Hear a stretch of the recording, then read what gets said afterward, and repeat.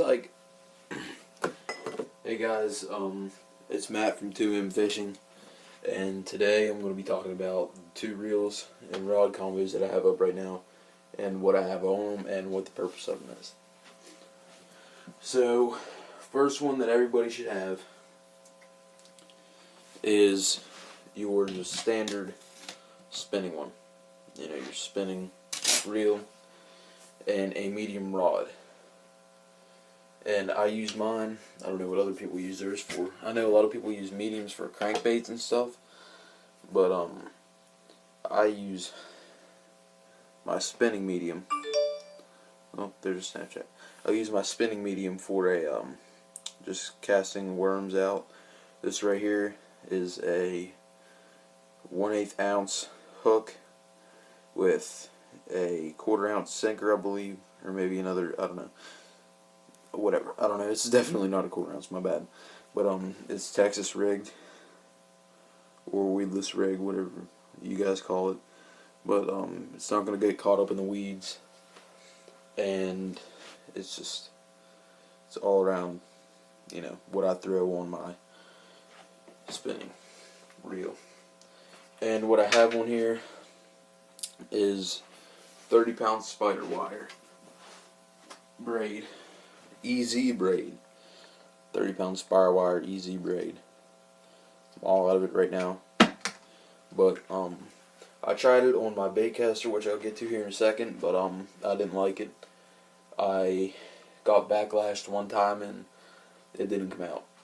So I had to cut it all. And I'll never use spider wire's braid again on a baitcaster for that reason, just because it was very unsmooth, and I didn't enjoy using it.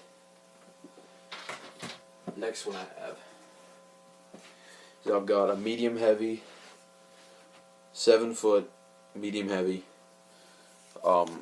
jig / frog rod. This is a Daiwa Jupiter, 7-foot medium heavy, obviously, like I just said. One second, I can't. It's too long to get around here, but yeah. So, right there, you can see the little Daiwa Jupiter. Sorry about that buzzing, it's my amplifier for my guitar. And then, right there. Sorry about having to read that backwards. But, and then I've got a Shakespeare Agility, the one that is in my other reviews. I'm definitely going to switch this out. This, Shakespeare.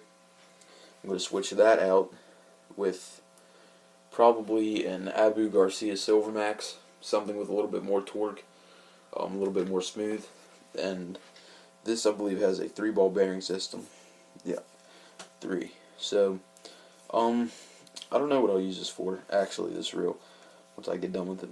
It'll probably just be a extra, but if you want to go, I'll put a link down in the description to the video on the reel. Few minor things, you know, good reel for the price. And then what I've got on here right now is a frog. I've got the KVD Sexy Frog in a green pumpkin, I believe. Yep, green pumpkin pearl belly with the white spots on top. And then I trimmed the legs so I could walk it easier. But that's typically what I'll run on this rod. And my line, I believe I have, one second. Yep. So I've got spider wire, 14-pound monofilament as a leader, about, I don't know, 10 yards. And then after that I've got that tied on to Tri-Line, oh crap, Tri-Line XT 20-pound monofilament. So that's what I run on my frogging and jig. I would like to run braid, but I haven't found a good braid yet to use. Another thing, one second guys.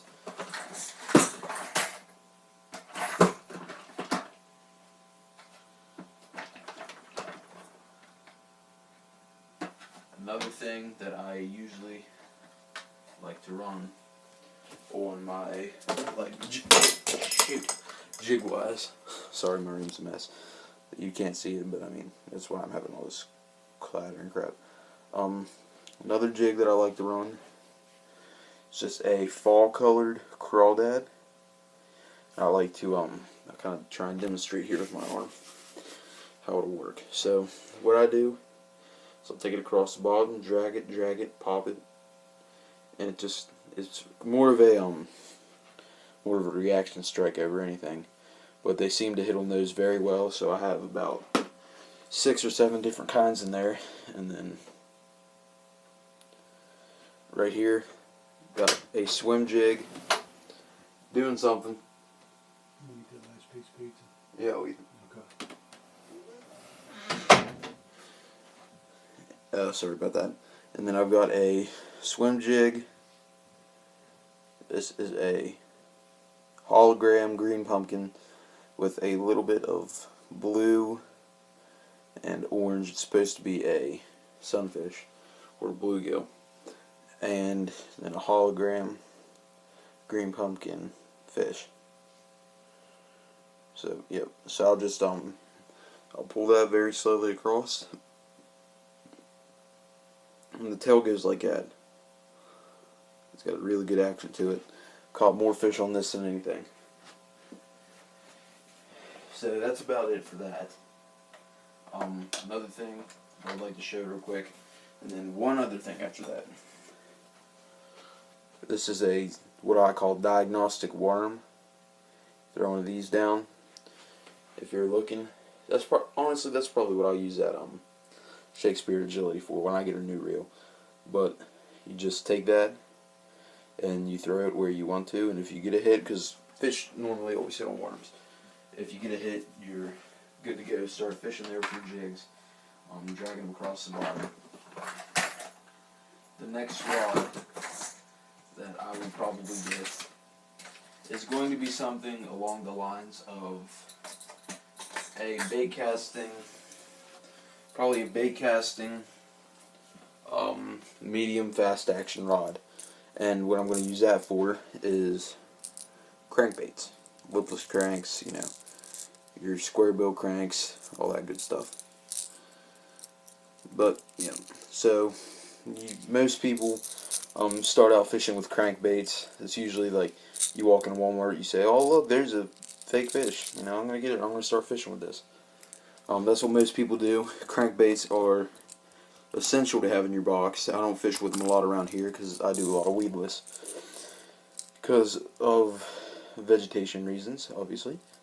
But when I do go fishing somewhere that I can use these, I will definitely throw these all day.